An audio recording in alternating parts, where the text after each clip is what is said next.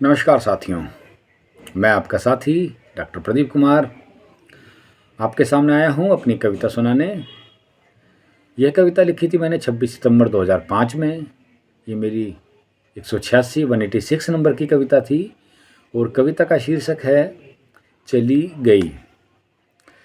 तो क्या चीज़ चली गई वो बताता हूँ मैं आपको कविता के द्वारा कि बचपन कभी हमारा साथ ना रहा, बचपन कभी हमारा साथ ना रहा और जवानी जिम्मेदारियां आते चली गई, और जवानी जिम्मेदारियां आते ही चली गई और बुढ़ापे का इंतज़ार अब कर रहा हूँ मैं, कि अब बुढ़ापे का इंतज़ार अब कर रहा हूँ मैं और ज़िंदगी अंगूठा दिखाकर चली गई। ऐशो आराम का बस नाम सुना था, दौलत हाथों से बल खा के चली गई और महबूबा पर जो टिकी थी उम्मीदें, एक महबूबा पर जो टिकी थी उम्मीदें, वो भी आंखों में आंसू दे रुला के चली गई और बहार का इंतज़ार कर रही थी आंखें। जिस बहार का इंतज़ार कर रही थी आंखें, वो बहार आई और सब उड़ा के चली गई।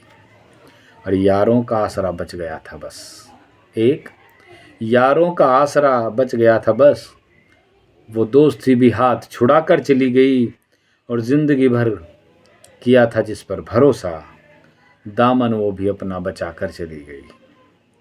और ज़िंदगी एक ऐसी कठपुतली बन गई मेरी कि दुनिया जिसे हाथों पे नचा के चली गई।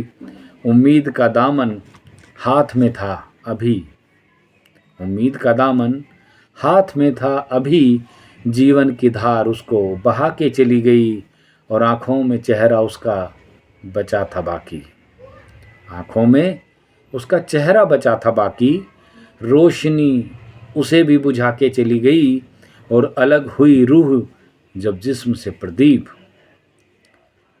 अलग हुई रूह जब जिस्म से प्रदीप, वर्षों का साथ पल में भुला के चली गई, वर्षों का साथ पल में भुला के चली गई।